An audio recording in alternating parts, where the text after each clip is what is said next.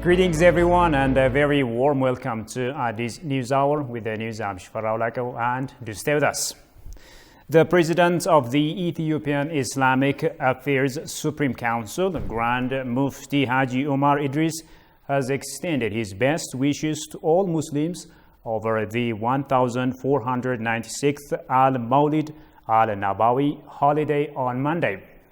Mawlid is celebrated to remember the life of Prophet Muhammad, who was born to preach righteous deeds and rectify misconducts among people of the time. The Grand Mufti urged the Muslims to recognize contributions and follow examples of the Prophet while celebrating the holiday. He further called on the Muslim community to visit the needy and the displaced sheltered in camps, expressing his best wishes for peaceful and prosperous Ethiopia.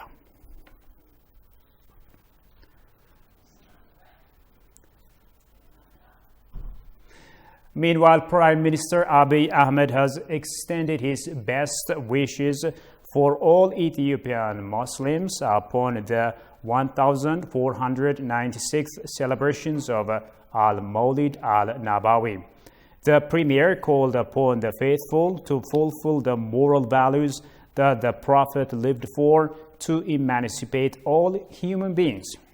The Prime Minister urged all Ethiopians to defeat internal and external challenges to attain the intended prosperity, caring for those who have been displaced from their homes while observing the holiday should be given due attention, the Prime Minister has noted.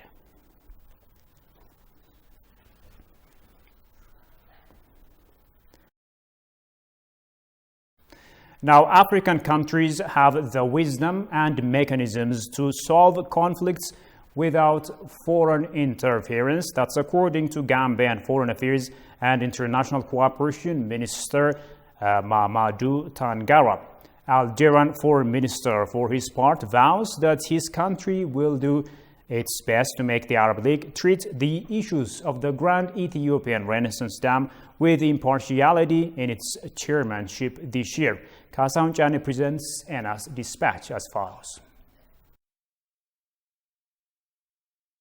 The 39th African Union Executive Council meeting has come to an end on Thursday, setting forth agendas to be executed in the coming years. The meeting was attended by foreign ministers and representatives of African countries. In an exclusive interview with the Ethiopian news agency, Gambia's Foreign Minister Mamadou Tangara said Africans have the traditional means to solve conflicts. The Foreign Minister also expressed his hope that Ethiopia would solve its current problems by its own. I think others can come and complement our efforts, but they cannot love us more than ourselves.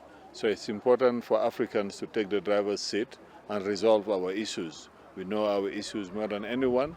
We have our ways and means and mechanisms to solve conflicts. We have the traditional means, and I think all outsiders, there are some realities that they cannot understand. So it's important to put emphasis on finding African solutions to African problems without foreign interference. And I think we have very capable and dedicated leaders who are committed to the advancement of this continent and to make sure that we leapfrog. And they know that that cannot be done without peace and stability. And the concern of their people is their main priority. So I think it is a step in the right direction. I'm convinced that you have great people in this country that you will be able to resolve it. And as when brothers have conflict, others can come and try to reconcile you. And we've seen you've been able to resolve your issues with Eritrea. So I don't see any obstacle that is insurmountable. I'm convinced that Ethiopia is a great nation with great people. You will be able to resolve the issue. After having sideline talks with Minister of Foreign Affairs Demeke Mekonnen, Algerian Foreign Minister Ramtane Lamamra also appreciates Ethiopia's efforts to resolve African problems. Ethiopia has always been committed to resolving African problems through peaceful means. Ethiopia has been contributing to bring about peace, stability and prosperity to Africa. And every year we meet at least once, if not twice, in Ethiopia. It is a place where all African leaders converge to discuss, to exchange, and to share their vision about the future. So Addis Ababa is indeed one of the cities in which most of the decisions regarding the future of Africa have been made. Paying a visit to be one of the stunning sceneries of Ntoto Park, which is part of Beautifying Sugar project, Gambian Foreign Minister underscored the need for African nations to start developing their natural resources. I've been coming to Ethiopia for a very long time now, and I've seen with my eyes the rapid development.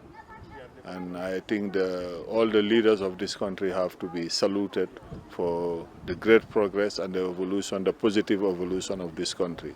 So the future is bright for Ethiopia, a country with a great history, with great people, and we are confident that Ethiopia will continue to be the capital of Africa, and we all are praying to see Ethiopia prosper, stable, and will continue to come to Addis. Addis is the second home of all Africans.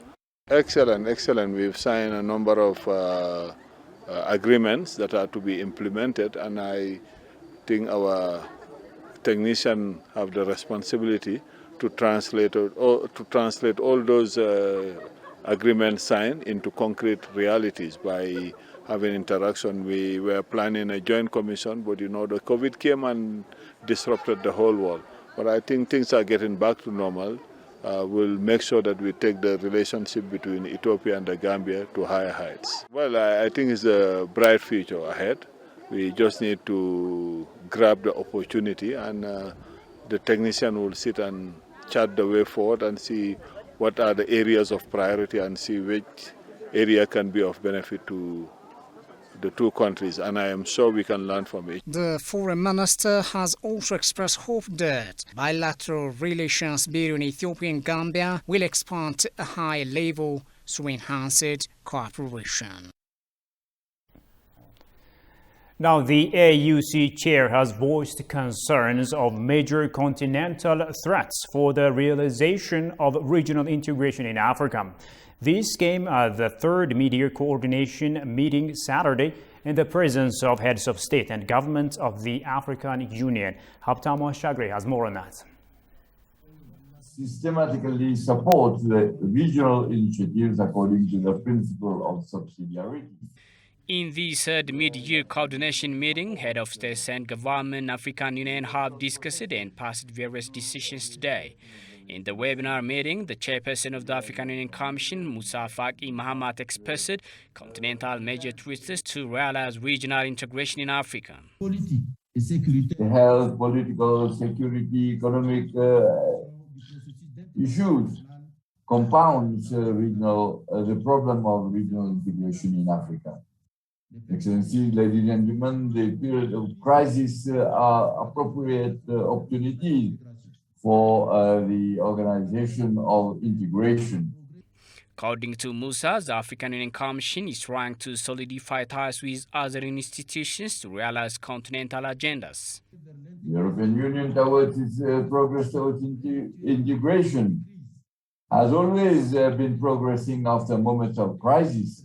The African Union and the regional economic community should, more than in the past, pool their efforts in order to strengthen the links and thus to make a qualitative leap in the process of regional and continental integration as enshrined in the Abuja Treaty of 1991.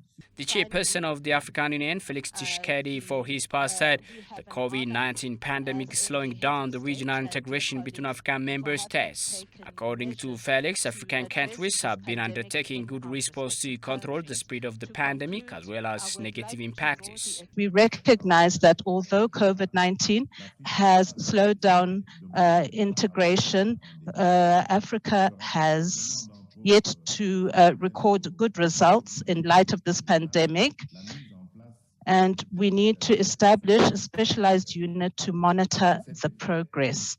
According to Felix, the ratification protocol to control the regional economic communities is important to manage the free movement of persons as well as free movement of goods and services in Africa. Realizing continental programs in the continent is also critical to speed up the economic integration between African countries, the chairperson pointed.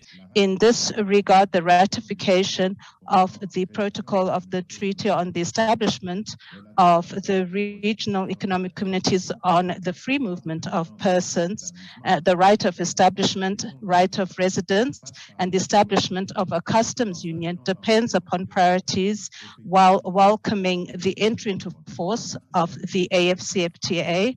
Felix Tshisekedi has appreciated and recognized Cyril Ramaphosa and Director of African CDC for their effective leadership to manage the negative impact of COVID-19 pandemic in the continent. The leadership of His Excellency Cyril Ramaphosa, the champion of the African Union for the response to COVID-19, for the key role that he has played in the process of acquiring vaccines, as well as in the promotion of the production of vaccines on our continent. It is also the opportunity to thank Dr. John Nkengasong, Director of the Africa CDC, for his contribution to the continental response in the fight against COVID-19 in Africa. The head of states and government African Union discussed on the report of the status of the regional integration in Africa, the report on the division of labor between the member states, African Union Commission and the regional economic communities, and report on the COVID-19 pandemic in Africa, among others. Our attention to the fact that... Welcome back. You are still watching this News Hour. African Leadership Excellence Academy vows to produce world-class leaders both at national and continental levels. The academy has recently trained newly appointed senior government officials. Demis Macrao takes it from here. Ethiopia recently inaugurated Africa Leadership Excellence Academy, which was built at the cost of 2.2 billion birr. The academy was formerly known as Meles Zenawi Leadership Academy before it went through different renovations and changes. According to Academy's president Mirat Debebe, the institution is striving to fit itself to its new purpose.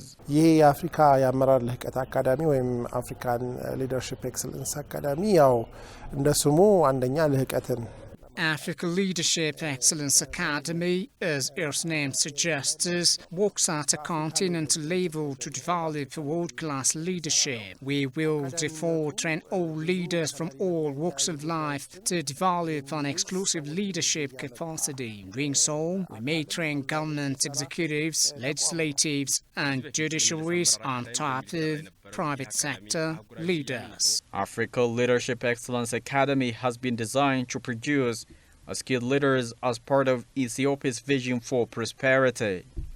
The academy recently trained new cabinet members as part of this effort. የስልጠናው ዋነኛ ግቡ ወይም ዓላማው አገልጋይ መሪነት የሚለውን ሐሳብ Our target in the recent training was to boost the leaders' public serving attitude at the assumed senior government posts. The post is really high, but they are still appointed to serve people. In the last 5 days, we tried to stimulate both the leaders' mind and body. We, in fact, did a number of things from physical exercise to brainstorming. ከዛ ውጭ እንግዲህ ሙሉ ቀን በጣም የተለያዩ አሰልጣኞች ከዓለም አቀፍ ጉዳዮች ጀምሮ የአፍሪካን The recently appointed Africa Leadership Excellence Academy President Mirat Debebe expressed his commitment to lead the institution as per its institutional vision. Accordingly, the academy is believed to produce a number of talented leaders who will determine national and international futures.